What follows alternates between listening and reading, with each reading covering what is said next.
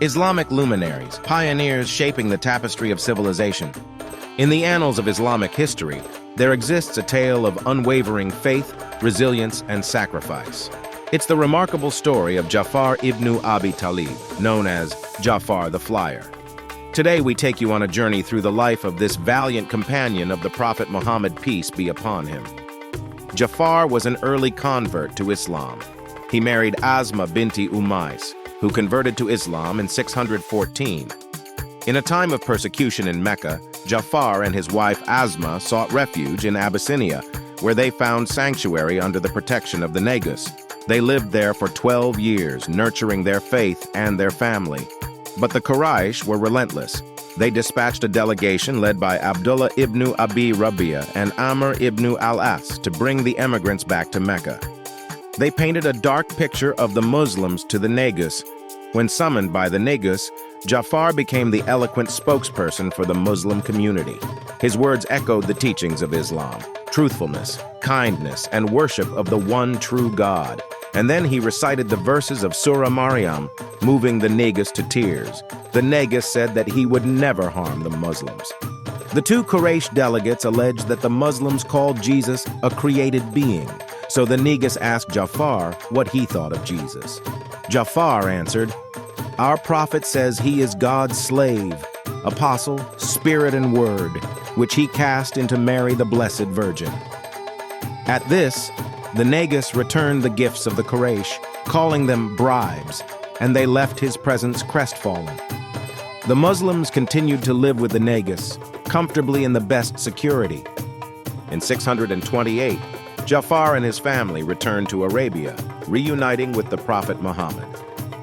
His arrival coincided with the victorious conquest of Khaybar, a moment of joy for both him and the Prophet.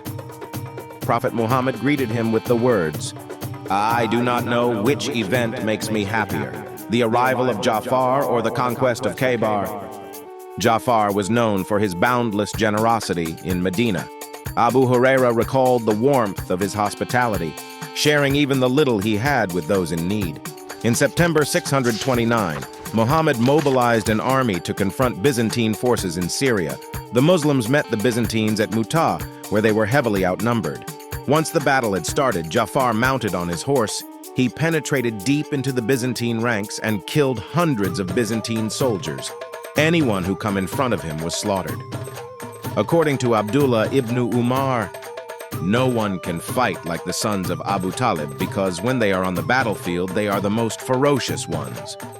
Some Muslim sources report that the battle was fought in a valley between two heights, which negated the Byzantines' numerical superiority. During the battle, all three Muslim leaders fell one after the other as they took command of the force. First Zayd, then Ja'far, then Abdullah. After the death of Abdullah, the Muslim soldiers were in danger of being routed.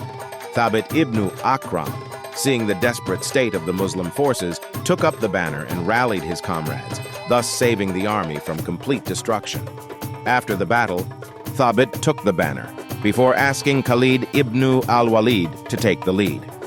Ja'far's ferocity on the battlefield was unmatched, but he met a tragic end, with both his arms severed. Upon hearing of Ja'far's martyrdom, Prophet Muhammad wept and prayed for his soul. He later reported that the angel Jibril came down to console him, saying, "Ja'far was a brave and loyal soldier. God has given him everlasting life, and in place of his arms, which were cut off in the battle, Allah has given him a pair of wings." Thereafter, Ja'far had the byname Dul Janahin, the Winged.